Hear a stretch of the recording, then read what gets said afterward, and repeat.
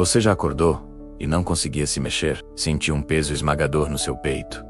Ouviu passos lentos se aproximando da sua cama e teve a certeza absoluta de que não estava sozinho no quarto. A ciência tem uma explicação para isso. A sua fé talvez tenha outra.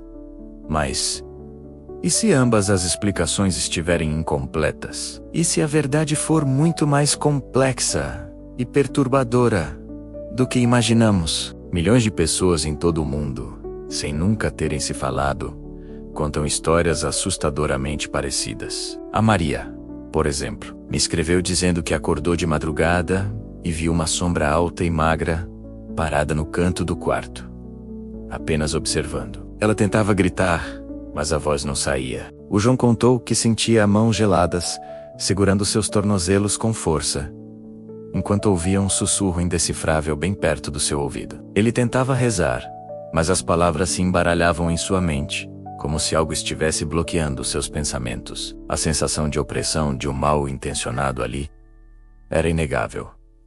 Eles sabiam que não era um simples pesadelo. Era real. E a pergunta que não quer calar é: como tantas pessoas diferentes, de culturas e crenças distintas, descrevem a mesma experiência aterrorizante?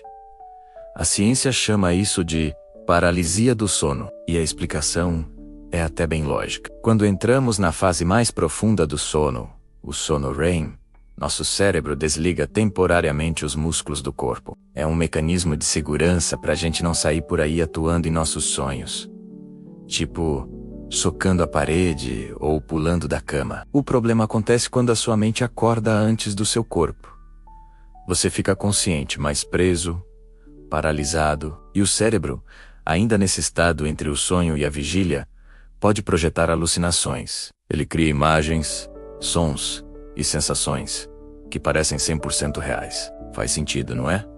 Mas aqui começa o mistério. A ciência explica o mecanismo, mas ela não explica o conteúdo. Por que tantas pessoas veem presenças sombrias, entidades com intenção, e não coisas aleatórias como um elefante cor-de-rosa ou uma pizza gigante flutuando no quarto? Porque a experiência é quase universalmente descrita como malévola e assustadora. A ciência não tem uma resposta definitiva para isso. E é aqui que entramos no ponto mais polêmico de todos.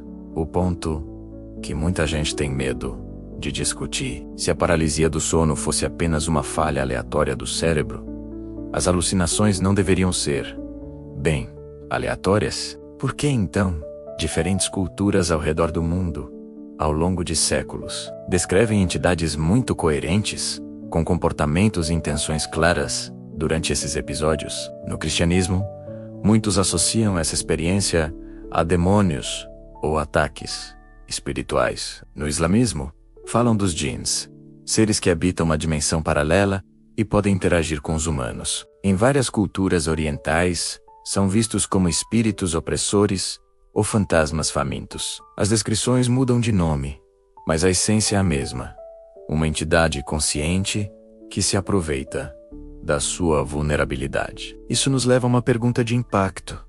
O cérebro cria essas imagens do nada, ou ele apenas abre uma porta para algo que já está lá, esperando? Vamos olhar para o que a espiritualidade diz, mas sem afirmar nada, apenas provocando o pensamento. A Bíblia, por exemplo, não menciona o termo paralisia do sono, mas ela fala, e muito, sobre opressão espiritual. Fala sobre ataques que acontecem durante a noite, sobre a necessidade de vigilância. Em Efésios, capítulo 6, versículo 12, está escrito que a nossa luta não é contra carne e sangue, mas contra forças espirituais da maldade nas regiões celestiais. O Salmo 91, um dos mais conhecidos, é uma oração de proteção que fala sobre o terror noturno e a peste que se propaga nas trevas. Seria apenas uma coincidência de linguagem poética? Ou seria um aviso antigo sobre uma realidade espiritual que a ciência moderna apenas começou a arranhar a superfície com outro nome? Agora, vamos para a parte que talvez seja a mais intrigante de todas. O que acontece quando a pessoa, no meio daquele terror, consegue rezar? Eu recebo centenas de relatos sobre isso. A pessoa está paralisada, sentindo aquela presença horrível se aproximando e não consegue falar. Então, ela começa a rezar em pensamento. Ela clama, com toda a força da sua mente, o nome de Jesus. E, em um número impressionante de casos, o episódio para. A presença some instantaneamente. A sensação de opressão desaparece. O corpo relaxa. E a pessoa consegue se mover. A pergunta que eu te faço é direta.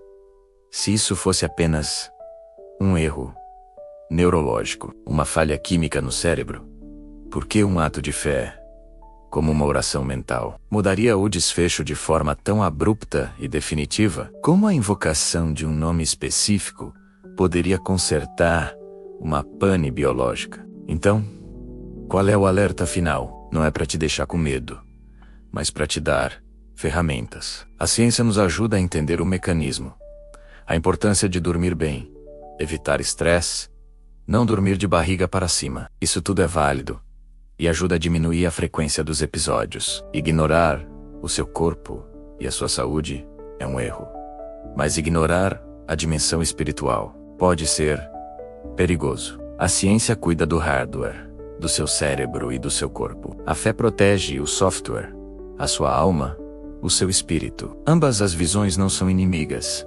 Elas podem ser complementares. Uma te dá o conhecimento, a outra te dá a armadura. Afinal, é uma visita espiritual ou é paralisia do sono? Talvez a pergunta certa não seja o que é isso, mas sim, o que você faz quando isso acontece com você? A sua resposta pode definir tudo. Compartilhe este vídeo. Talvez tenha alguém que está passando por isso agora, em silêncio, achando que está enlouquecendo e precisa desesperadamente ouvir que não está sozinho. Obrigado por assistir e até a próxima.